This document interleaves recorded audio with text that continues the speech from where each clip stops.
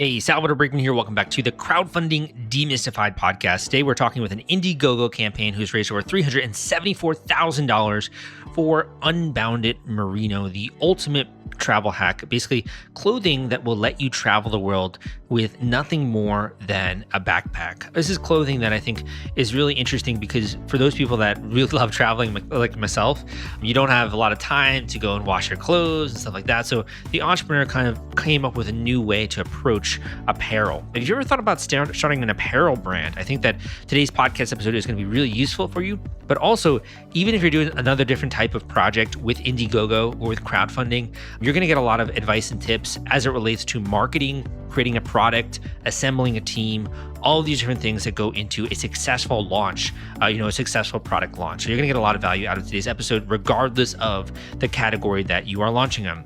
This campaign, they've done two campaigns. This one I'm mentioning right now just got under 2,000 backers, but it's really incredible to me that you can literally launch a new apparel brand online and you can have customers just banging at your door, wondering when they're going to get the product, getting the product, being excited, wanting to buy your next product. That's like one of those things I think that everyone wishes for. So you're going to hear about the behind the scenes of this project and really what happened in order to have that kind of a vision go from being just a dream to becoming a reality, to something they wake up to, be able to have Shopify orders appearing on their phone, Indiegogo orders appearing on their phone, Shopify orders also once they got this brand going. That is so cool to me, and it's something that's very, very special. In addition, if this is your first time listening to the Crowdfunding Demystified podcast, your first time listening to me, one of the things I like to do with this show is to bring on lots of different types of entrepreneurs to give you a very clear sense of not only how to be successful with a crowdfunding campaign, but also how so many other people are doing it and in different ways. And some of the advice that they have that they're not really usually public about when it comes to the reason behind getting a six-figure amount with an Indiegogo campaign or with a Kickstarter campaign or with an equity crowdfunding campaign or a nonprofit fundraiser. We cover a lot of stuff on this show. I also have a YouTube channel that accompanies this podcast if you're listening to this on iTunes. So my YouTube channel, you can just search my name, Salvador Briggman, and it will bring up my YouTube channel and you can learn a little bit about crowdfunding and tips and stuff like that I got for you, some free advice and knowledge as it relates to that. The other thing I have is called the Kickstarter Launch Formula, which is a book that I wrote that goes in depth into running a successful Kickstarter campaign. You can check that out as a paperback version on Amazon or as an audio version on Audible. You can go to crowdcrux.com/Kickstarter audio to grab a Audible version, crowdcrux.com/Kickstarter audio. So that's a good place to start. If you don't know what you're doing, how do I even do one of these things? How do I launch this? That is a really good place to start. But at the end of the show, I'm going to share a way to work with me if you want to. But for now, let's get into this entrepreneur story, how to raise over $300,000 online with an Indiegogo campaign for a new clothing and apparel brand, coming up right after this. This podcast episode is sponsored by The Gadget Flow. The Gadget Flow reaches over 28 million people, and they've been around since 2012. They are Indiegogo and Kickstarter experts. They featured over 5,000 crowdfunding campaigns, and if you have a technology or design campaign, it is a great platform to generate awareness and get backers. You can check them out at thegadgetflow.com/submit and list your project today. Hey guys, welcome back to the Crowdfunding Demystified podcast. Today we have a six-figure campaigner on the show for UnBound Merino, the ultimate travel hack. This is actually a clothing company that started by using crowdfunding. They raised over $300K with this one campaign I mentioned. I believe they also ran another project, but I'll let the creator and the team behind this tell you a little bit more about that. Dan, welcome to the show. Hey, thank you so much for having me. To get started, what was your role here with the campaign and the project? Well, the role was everything. This was an idea. I had another business that I started when I was younger and was relatively successful. We grew pretty fast, but as the years went by, I felt kind of like a prisoner to my own business. I was a service-based business. We worked with pretty large brands and advertising agencies doing video content. And I couldn't leave the city of Toronto where I live. I needed to be in boardrooms every day, pitching, and if I wasn't, we'd see cash flow issues 9 months later. And while we were doing pretty well, if I really stopped liking what I was doing. So I was looking for something new. I'm like, I can't live my life like this. I want to create a new business. The problem was, I wasn't sitting on a lot of of cash. Didn't have the capital to try something. I was neck deep in work. I didn't have time. But I was starting to think, if I can just come up with a product that could be something I could do, and it's an e-commerce business, I'd be so much happier. That would be a better life. And I just didn't know how to go about doing it, given all the limitations I had. And when the idea of starting UnBound Merino came to me and my two business partners who I co-founded with decided to do a crowdfunding campaign for two reasons. One, we didn't have the extra cash to start something new without, just with money we had sitting there. But more importantly, we didn't know if this thing would really work. We thought we had a really great idea on our hands, but we thought crowdfunding would be a way of validating this idea in finding that product market fit. Like, we think this is great, but does the market at large think this is great? So we created a crowdfunding campaign and we did everything for it on our own. And really, this was just a shot in the dark to say, like, we need to create something new. We want to start a new business. There's no better way to assess if that's going to work than doing a crowdfunding campaign. When it comes to you and your two business partners, what are the roles like? You mentioned you working in video content. Were you doing more of the marketing and the video creation, and they were doing more of the back end kind of stuff? Or how was that breakdown working? Well, these people worked in my other business, right? So no, they were doing, we were all doing everything. So what we would do is, we didn't have time. One of my business partners has two kids and a mortgage, and he could only meet Friday nights at 8 p.m. and we'd go until 2 a.m. or whenever we had too much whiskey to be productive. That was what we did. And what we did was we pieced together a plan of what we thought this thing could be. And every week we'd say, okay, well, what does progress look like next week? Because we knew that we weren't going to meet until the following Friday, and we would give each other some homework. So I might work on finding a short list of potential suppliers, and Dima, one of my business partners, he might work on doing a first draft of what our voiceover script for a crowdfunding video would be. But we would decide each week, what is it that is going to be our homework for next week? And then we'd decide, and what is the thing that we're going to work on together next week? So we'd come up next Friday and I'd say, here's my short list of suppliers, and this is how I found them. And that was on me to do in that week. And Dean would say, here's our first draft of the script. So we would review what we had, and then we'd come up with something that we'd work on together for that 2, 3, 4, 5 hours that we'd have on a Friday night. And we did that every week for a year and a half. So it was in flux, all the things. We didn't have these defined roles. Like, I'm the video guy and you're the sourcing guy or whatever. It was every week would be something different. We'd all roll up our sleeves. We'd do what we each needed to do. And it felt like hanging out with my buddies. That's why I say we had too much whiskey, because we'd bring whiskey. We'd order a pizza. We had so many responsibilities in our life already that we needed this to feel like it was something enjoyable, but really we were trying to start something. And it was very enjoyable. Yeah, definitely. I hear so many horror stories of people working with business partners, but you guys have really been able to pull this off, not with just one, but with two companies. What do you think? You mean working with friends as business partners? Just working in general, yeah, with business partners and such, when you also get a little bit of success under your belt. So for you, where did you meet your partners, and why do you think you guys work together so well? Okay, well, these are my lifelong best friends. And I get this a lot, that people say business and friendship don't mix. I'll be the person to say business and friendship mix together beautifully. I've been best friends with Andrew and Dima, my two partners, since the 3rd and the 4th grade. And we've traveled around together, seen concerts, we've hung out together. We're best friends. If we weren't in business together, we'd still hang. I think having a business partner is great. I don't know any other way to.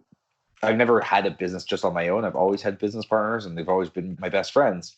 I like doing things with a business partner in general, because you have more people who have all of their skin in the game. Yeah, And totally. I like having those people be my close friends, because I don't have to worry about, I can be very candid with them. We rip into each other and we can be mean to each other, but we have history. So we know that it's like, we only want the best for each other. And I think that's a really good way to come to a business. It's like, that's what you need to bring to the table as a business partner. You have to really want the best for that person. You don't want to be someone who wants to be the star of the show. You don't want to detract from their ability to find purpose and growth in their role. You want them to, like, if my business partners eclipse me and outshine me, how lucky would I be to be the dumbest guy in the room there with them, because they're just lifting the company. but we are competitive a little bit with each other. We want to all do great, but we all want each other to do great. So there's no resentment towards anyone being the star of the show for 1 day or 2 days, or it doesn't matter. At the core, we all want this thing to grow, and we all want each other to grow. And I that, love that. Yeah. I think that's the best friends in us, right? But I don't think you need to be best friends for that. If you're working with a business partner, you should genuinely concern yourself with his or her growth and his or her sense of purpose and his or her sense of worth, and be willing to have challenging conversations with them and be patient with them, because ultimately that person wants to have purpose and enjoyment in their work. And if you can enable that and you could be a contributing factor to that, you have someone who they care about your company as much as you do. And what better thing to have in your company than that? Why is it that you found UnBound Merino much more fulfilling than your previous company? Because I think there's a different level of scalability to an e-commerce product business. So when we work really hard to create a new product and we work really hard to figure out what the marketing engine behind that product is, it has a little bit more of a life of its own. And when I go to sleep at night, that thing continues to sell in other time zones. So I wake up, and I remember when so again, I come from a service business. I'd go into a boardroom, we'd do my song and dance. We had a really good pitch that we worked really hard on. And sometimes they'd bite, sometimes they wouldn't, but there'd be big contracts. And if a big contract would buy us a lot of time as a company, but if they didn't close, it could be a bit of a blow, and you're sitting there holding your breath, hoping you'd close this deal. With an e-commerce business, the whole thing changed, where it's like we put this thing up and all of a sudden orders start coming in. And when we launched our Shopify store, you have this app on your phone, and whenever a sale comes in, you're cha-ching, this little cash register sound. Now that sound to me was the most beautiful sound in the world, because I was not in a boardroom pitching someone to, hey, can you please buy this t-shirt? We put the thing up, we did our marketing, and the marketing started working for itself. And I never forget when we first started hearing that little cash register sound on the app, I put the volume on my phone on and I went to sleep. I went to sleep, and I was laying there with a smile on my face, just waiting. And I remember, cha-ching, as I had my head on the pillow and a big smile. And I went to sleep to the sound of the cash register. Now, I don't sleep to the sound of the cash register anymore, but that was a really, really amazing feeling of transition from with a service business where you put in X amount of effort, and then what you're going to get out of that in terms of the payout, in terms of like what you receive for your work is X. X equals X. It's just like you put in this much, you get this much. There's a different scalability, and there's a different level of freedom that you get when you're creating a product business, where the product, you work really hard to make it as good as it could be, but then you have that product and you just keep it stocked, and you keep stoking the fire of your marketing engine, and word of mouth starts to have a momentum of its own.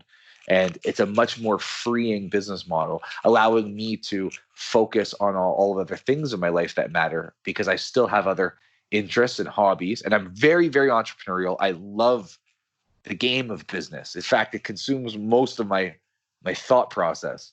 But I like focusing time. Now it's like my life is in a much better balance. I never used to meditate. I used to think it was like such a waste of time. Why do you just sit there? But now I'm seeing the value of like things that I could do in my life to have more equanimity and to live better, live healthier, spend more time with my dog and loved ones. And it just caters to a better life for me. And I'm really, really proud of the products that we sell. So I was proud of what I did before. We worked really hard, but I'm just doing something I'm proud of with a much better amount of scalability. You mentioned traveling with your friends earlier in the podcast, and that was something that you guys did together. Is that kind of where the idea started to surface with UnBound Merino, or where did that come from? Yeah, sort of. It was more going on trips with my girlfriend at the time, who ended up my wife, I just said that like Borat, my wife. It's not always the case, but many women, when they travel, they tend to pack a lot more than many men. This is a generalization, but I think a lot of people might relate. And it was going on a trip to Hydra, Greece, which is a little town that there's no roads, so there's no cars, and it's on a huge hill. And of course, our hotel was on the top of the hill. And she had this huge suitcase with her full of a million things that she did not wear once on the trip. And I had a small to medium suitcase. Now, I wasn't even going to let her carry the small to medium one because it was just such a steep hill and I was trying to be a help out. gentleman. Yeah. And the only other way to get the stuff up if you weren't going to schlep it up yourself was there was these donkeys and you could pay for a donkey. And for whatever reason, I'm not paying a donkey. I'm going to carry my own bags. So I remember getting up to the top of this hill, carrying her suitcase and my suitcase. We threw it on the bed and she opened it up, and inside was just a million things that she didn't and wasn't going to wear on this trip. So this is where the idea was born. And we said, next time we travel, no matter where we're traveling, we're bringing a carry-on because this is crazy. And she said, okay, let's do it.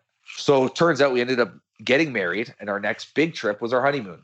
So she remembered her promise and we talked about it. And I started trying to figure out, how do you travel with just a carry-on when you're going overseas for a long period of time? And that's when I discovered merino wool. It was on a Reddit thread. Someone was saying they pack merino wool because it's antibacterial, it's odor resistant. So when I'm going away for, let's say, 2 or 3 weeks, I don't pack 10 to 20 t-shirts and have to find a laundry machine.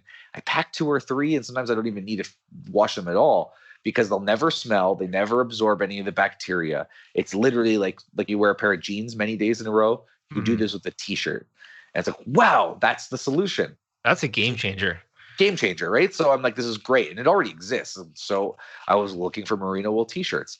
But when I started looking for them, I started noticing that I don't really like these. And not in terms of the fabric. The fabric was amazing. But what I didn't like, I ended up buying a few. But the few that I found, they were made as activewear or outdoors wear. So it had these reflective logos, the cuts. Like if you wear it, you kind of feel like maybe I should be going out for a jog or a bike ride, not going out not to a cocktail bar, right? But so I went on my honeymoon and I was going out for a nice cocktail with my now wife. And I look at pictures and like this clothing really served the purpose of what it was intended to do in terms of packing light. But I wasn't comfortable going out to that cocktail bar. I felt like I was out of place. I felt like I was underdressed. I felt kind of like a little bit of a schlep, like a bum. I don't need anything fancy, but I would like to have like a nice fitted, plain black crew neck or V-neck t-shirt. I could wear a nice pair of pants and a watch, and I'll feel good going out for a cocktail. But I had a really hard time finding merino wool apparel like that. And bam, that was when the idea hit me. Now I was trying to come up with an idea for what could be an e-commerce brand for probably 2 to 3 years. I would ideate. I would think, what is that idea? And this is important. Like if you can't you have to think of ideas. And I think one of the key things people miss is many ideas are good and ideas are easy, but try to find an idea where it's solving a pain point that you actually see. And that's what I was looking for. And I found this pain point. For me, it was like there was a company that, like UnBound Merino, what we are now, I wish it existed then. If it existed, I would never have created this company because I would have bought the thing I needed. I would have been telling everyone about UnBound Merino. When I travel, I buy UnBound Merino because for this reason. But it didn't exist, and I'm like, this is it. This is the idea. So I got my 2 buddies together because I needed help and support to be able to grind this out and come up with this crowdfunding campaign. And that's what we did. So that's where the idea was born. And we basically made it for us. It solved the problem we had. So I traveled with my business partners all the time for years and years, and we traveled light. So this just fit. Like I introduced them to this concept, but they adopted it like immediately. It was like, oh, wow, this is amazing. But they weren't even thinking that they needed this. So we are our own core customer. And that makes the whole envisioning of the marketing and everything a whole lot easier because we basically feel like we're positioning it towards ourselves. This is definitely something I would want to have had when I was going on my recent trips, because you're right. You have to pack a bunch of different t-shirts and you have to find a place to do the laundry. And it's like this whole parade and trying to figure this out. It's really and then annoying. What do you do with all your dirty clothes? You have to stuff them into plastic bags. And that's exactly what I did. Yeah. I could separate them and then everything gets messy. It's so freeing to not have to focus on that at all. Like you just like, I have like one small bag or carry-on luggage, and it's just like on a whim. We were on trips, back in the days when we used to be able to travel, and we'd pick up and say, let's go somewhere else for a few days. And it's like, no biggie. You can pack. It's not like a big ordeal. Repacking what I need. It's like thing. You could throw everything in your bag that you had with you. You could take the whole thing. It's fine. It's all light. When it comes to launching this first campaign on Indiegogo, I mean, obviously there's a lot of preparation that went into it, I'm sure, and gathering the video together and the campaign page. But when you were going live, like what did that feel like that first couple of days when you actually unveiled this to the world? It was nerve-wracking because I haven't dwelled a lot on here is I wanted this to work so bad. I'm skipping so many unnecessary story points of where we were to get to this point. But I was so tired I couldn't stand my business, even though it was like technically a relatively successful business.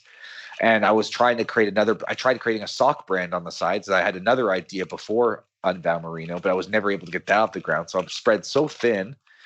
And to me, I'm like, I love this idea. I believe in Unbound so much. I believe it can work. I believe it should work.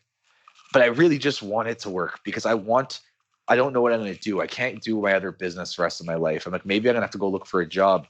So when we were launching this crowdfunding campaign, we didn't just think, okay, hopefully this works, we can get rich. It's not like that wasn't even slightly our thinking. It was like, this is work that we want to do. This is a brand we want to build. This is something we love. And we want it to work so badly, like so badly. But the thing is you don't have a say in whether something's going to work or not. You have a say in what your effort towards making it work is. If you're worried about the fulfillment and shipping part of your Kickstarter campaign when it comes to getting out all those perks and rewards to your backers, rest assured, I've put together a complete Kickstarter fulfillment and shipping checklist for you, and it's free. This is sponsored by the folks at Fulfillrite, and they thought that you should have this checklist as part of your arsenal going into a crowdfunding campaign. If you want to get instant access to this checklist and it's free, you can go to fulfillrite.com/checklist. Again, that is fulfillrite.com/checklist. Fulfillrite.com/checklist. Just go to that link and you can download it immediately. So we tried to leave no stone left unturned. Every blog post that was on the internet that seemed authoritative in any way we've read and studied. Anyone that we knew that did a crowdfunding campaign, I talked to and had them probe at what our efforts and work was. We looked at all the successful campaigns we liked and we tried to find patterns. We did everything under the sun that we could to try to make this thing work. And when we finally launched it, I'm like, I really do believe it can and should work. I believe it will work.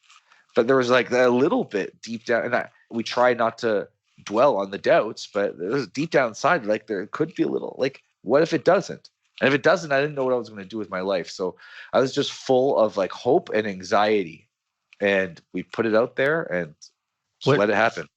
When it comes to this distillation of all of these lessons and teachings, is there one or two that stand out in your mind of like, okay, everyone is saying that you got to do this when it comes to launching a campaign, or like this was the number one thing you were focused on? What was that you kind of took away from doing all of this research and talking to all these people? I'll tell you what the best things that we did. So number one, some people you can use Kickstarter or Indiegogo. There might be other ones too, but those are the only two I know.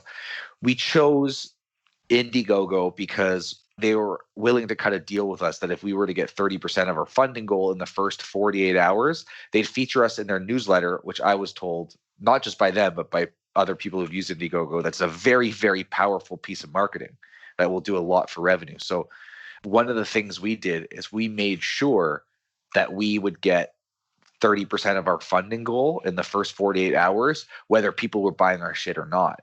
And the way we did that was we had enough people in our friends and family circle commit to buying a t-shirt. Like just a t-shirt. You can buy more if you want, but just help us.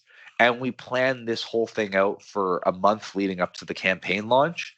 And that was the most important thing to us, to get about 10,000, because our funding ask was 30,000. So we need to get 10,000 in 48 hours of t-shirts.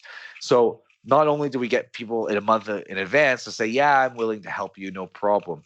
But the day before, or 2 days up leading up to it, we did a private video for each person that agreed. So I had a spreadsheet of everyone that said that, yeah, I'll be willing to help. I included my brother, my cousin, and then a friend from high school I haven't talked to in 10 years, and et cetera, et cetera. But anyone that said yes, I sat behind my webcam, I turned it on, and let's say it was for you, Salvador, I'd be like, Salvador, how are you? Remember we had that chat about the t-shirt? Well, I just want to let you know we're finally launching this thing and it's a labor of love. And if it's still a good time and then I tried to infuse some inside jokes and I made this thing. And like we were drinking whiskey as we did them. So some of them got crazy and funny. And then I'd upload this video to YouTube as a private link. So no one could see it unless I sent them the link. And I would name it Salvador.mpeg or whatever it was, or MOV or whatever it was. And I would send you that video in Facebook Messenger. Now you'd get this thumbnail in your Messenger box that you see my face and it says Salvador.mov or whatever the codec was.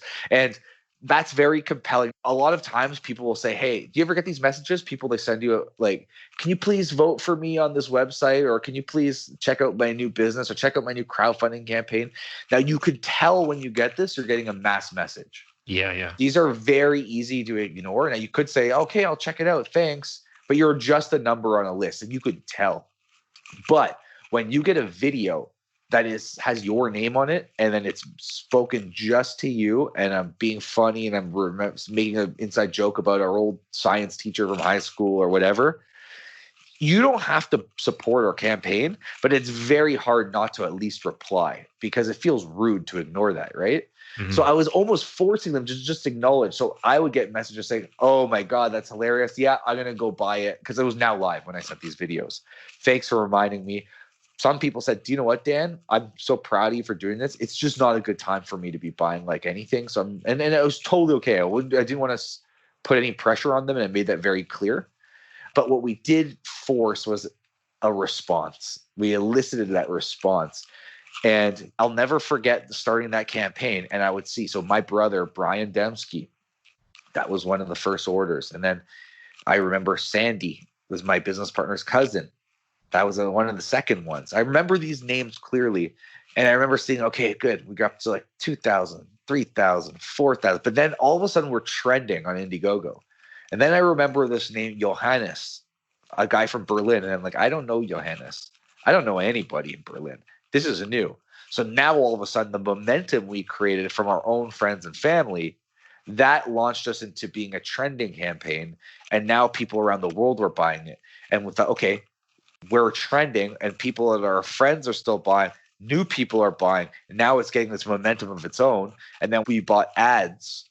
We created ads to get more traffic onto our page to keep, because our concern then was like, this trending thing's amazing. Let's just do whatever we have to do to keep trending. Mm-hmm. And then it just got a life of its own. So we didn't get 30%. We got 100% of our funding goal in the first like 12 hours. And that's incredible. Fun. Yeah, it was something like that. It was really, really fast.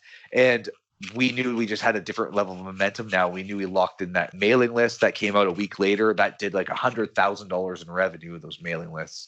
So it was no joke.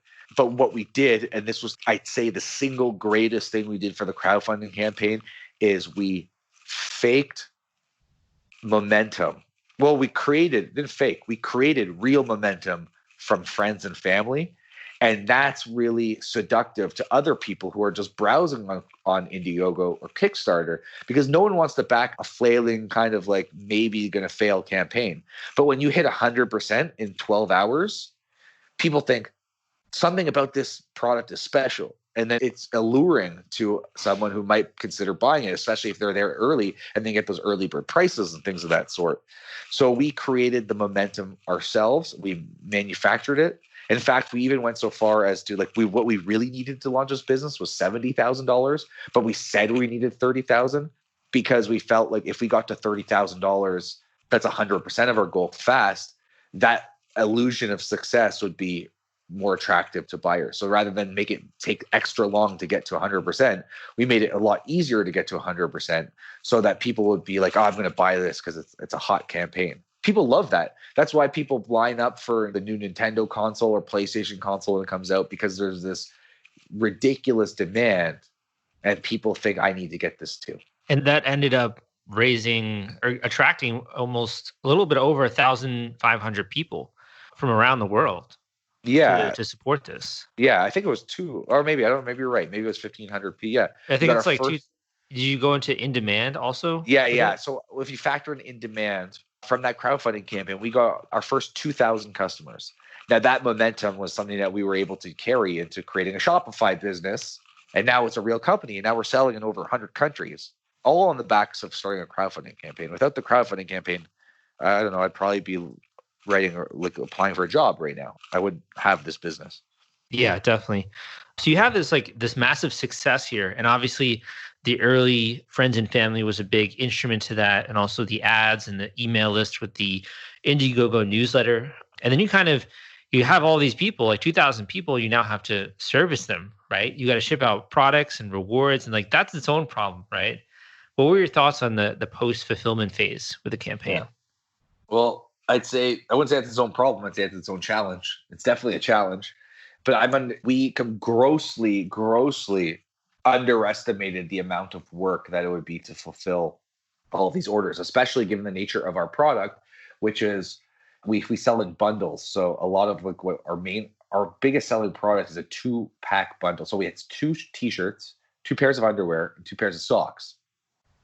So we have to pick the style. So we want like 1 black V-neck and 1 gray crew neck and 2 medium underwears and 1 pair of long socks, 1 pair of short socks. So you can customize what you want in it, right? So we have to pick and pack, and we do all our own fulfillment. Fill these boxes. We have a nice little box it's wrapped in like a little packing paper, then put into a poly mailer, and then you print the label. There's all this work. And when we started timing how long it took to pack each one, including printing the label and everything, it was over 10 minutes. It was like 10 to 12 minutes per. And we had 2,000 of those. And all of a sudden we thought, why did we think that we could fulfill these orders in like a week or two? Because doing a week or 2 of solid work on anything sounds like you can get an enormous amount of work done. But when you're not factoring in the actual amount of workable time in a day, and the fact that we were in a tiny storage locker, that's where all our inventory was, and we had 1 guy helping us other than ourselves. This was going into the months. So it became a thing where we were packing them as fast as we could, working around the clock, but also managing the inflow of angry people who we kind of made a little bit of a flub, thinking that, hey, these are all going to ship in October, but they went well into December or even January. And people were saying, I knew this was a scam. And like, really, we're in there like working around the clock trying to get all these orders out. And people are like, it's a scam. And that always like struck me as odd, because if you looked at the comments on our crowdfunding campaign, you could see people saying, I got mine, it's great, I love it, and stuff like this. And then there would be one that says, I didn't get mine, this is a scam, don't buy them, they're just stealing your money. I'm like, do you not read the 5 comments right before? Like, people are getting them, we're updating you, we're just behind, Now, that's our own fault, but we just had to have our heads down and just get through it. So what we learned from the painful experience of having to fulfill our own orders is what it really takes to fulfill 10, 20, 30, 100 orders. We can manage the time better, come up with more efficient systems, come up with faster ways of printing labels. You start to solve problems as you go. But I think it's the best thing to do is to just dive in head first and solve the problems as you go. So do you use like a fulfillment company at all? Or no, we do it all ourselves. We still to this day. Damn, that's impressive, man. Yeah, well, it just makes more sense to me for a number of reasons. I don't have to get into that. I mean, if it's a third-party logistics company, we'd have with all of the 6 items per box, sometimes 9 items. The math on it doesn't really work out. It'd be so expensive to fulfill, and we have to pass that cost on to the customer. Yeah. But also, we like having the personal touch too. Like, we include notes in a lot of our orders. Returns come back to us. Like, it's just like we have a lot more control over the fulfillment process, and it's just what I'm used to. Yeah, definitely. That makes a lot of sense. And also, if you understand the process, you do it one time, it becomes a lot easier over time, obviously. Yeah, I kind of like having our own little warehouse to ship too. I feel like the more you hand off to third parties to handle like parts of your business, the more disconnected you are from the business. Mm-hmm. So it's like it feels like our own shop, our own thing that's happening. Okay, so I just have 2 more questions for you. My first question is, you've had this incredible dream, it seems, to be able to own and run your own business and to be doing it in such a way that's scalable. And you've really accomplished that, I think, very well when it comes to UnBound and the campaigns you've been launching there. So what's sort of the next step for you personally, like as a entrepreneur, business owner, creative type? Like, where do you see the company going? Well, we sometimes think years out, and we think we have so much room to grow here. I mean, we have so many new products to develop. We don't make women's clothing now. Like that's something we can venture into. We kind of look at ourselves, this vision of us in the future, as this is what we aspire to be, kind of like a small giant. Like we think we can grow enormously as a company. But when we think growing enormously, we don't think of that as we want to have like 100 people working with us and, and like a 30-person marketing team. Like I'm like, we could be like slightly bigger in terms of headcount and be very intimate with all of the product development, brand development, and the marketing that we do, but be on a much bigger scale. And that's sort of, there's this book I read called Small Giants. That's why I said Small Giants. And it's really inspiring. It's these very, very influential, powerful, great brands, but they're small. We've never sold off equity in their company. We have no investors. We run entirely on our own cash and profits.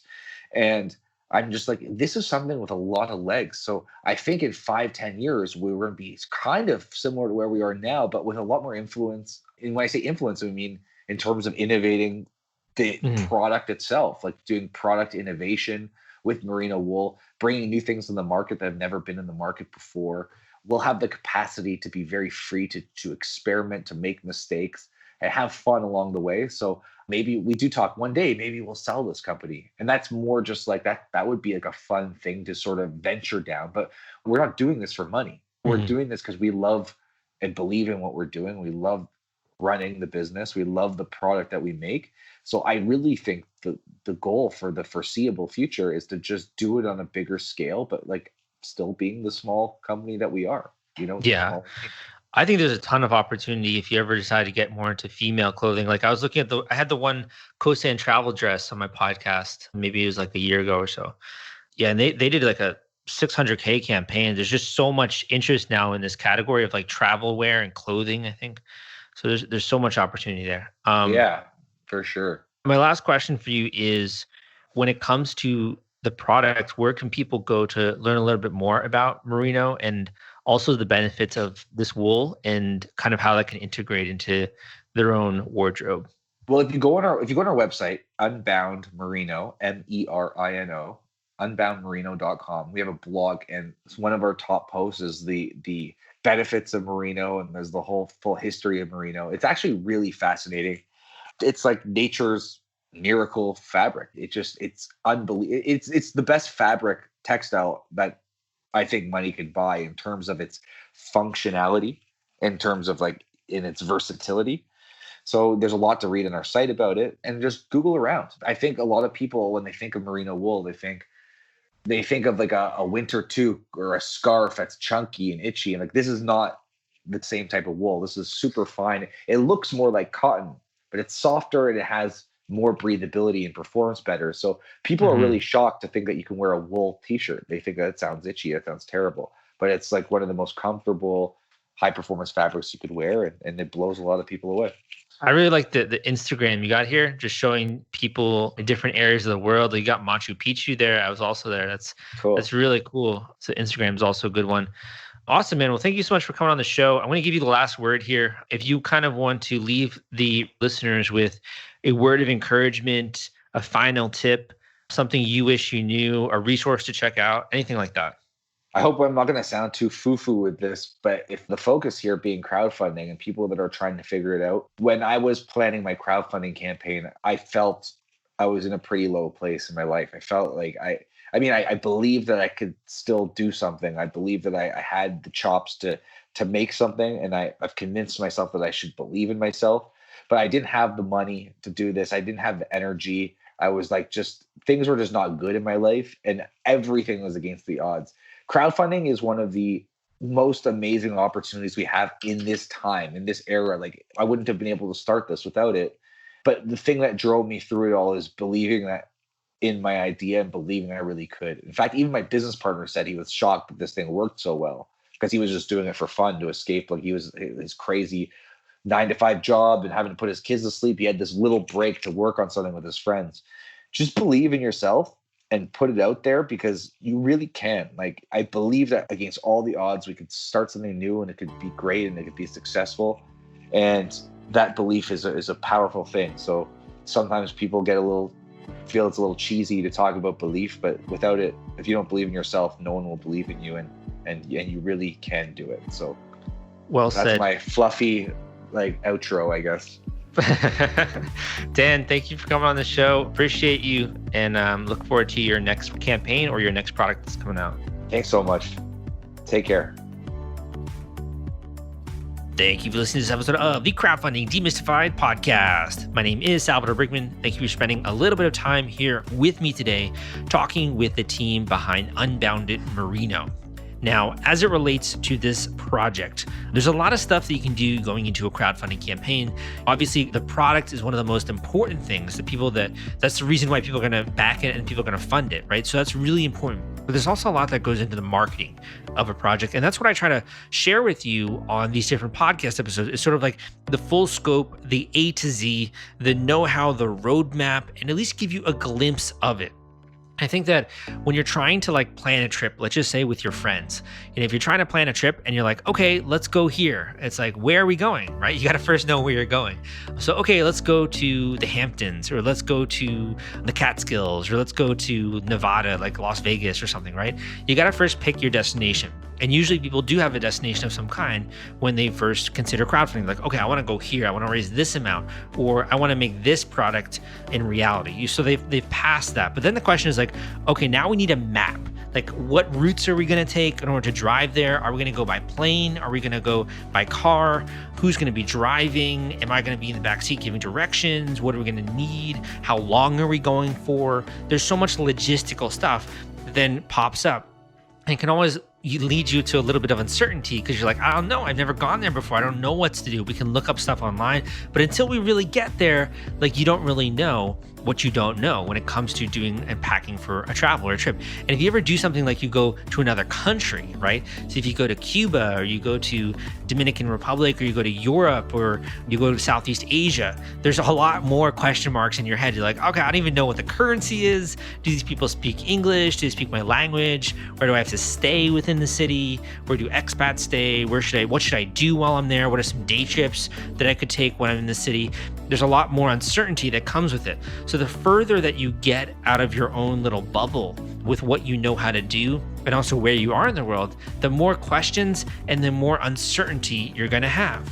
And that's exciting. I know for a lot of people it's nervous, but it's also really exciting because it means you're plotting new territory. You're on an expedition. You're an explorer. You're an adventurer, and you're plotting out new territory, and you're discovering new things and new ways and new visions for your life. It's so freaking exciting.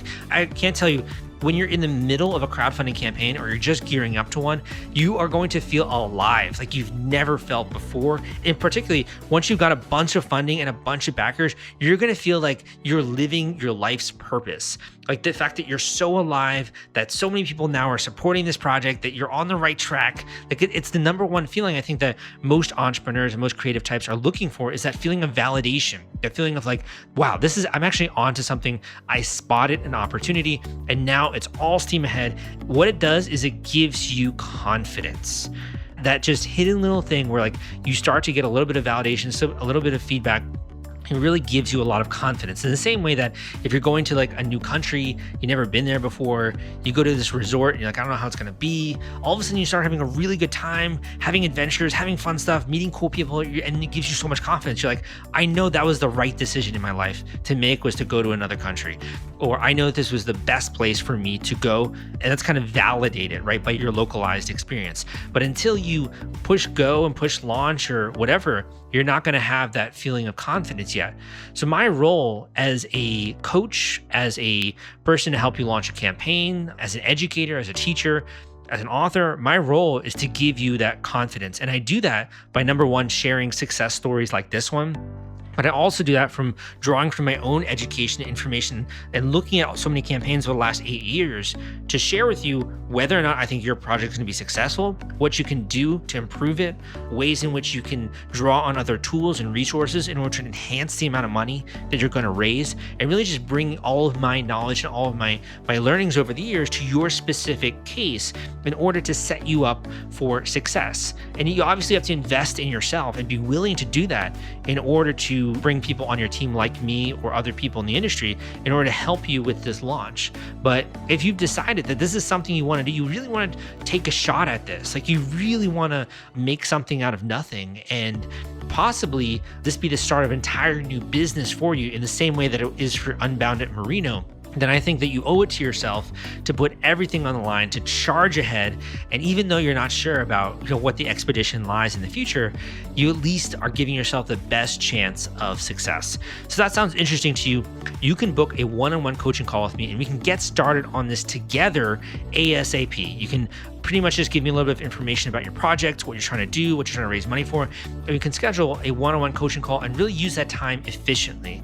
So this is an hour-long intensive call. You can go to the link crowdcrux.com/coaching. That is crowdcrux.com/coaching, crowdcrux.com/coaching. Go and book a one-on-one coaching call with me, and this will be the start of an entire new adventure for you and the start of that expedition. Hope you enjoyed today's podcast episode and also some of the other ones I got out there. My name is Salvador Briggman, and I will see you next time.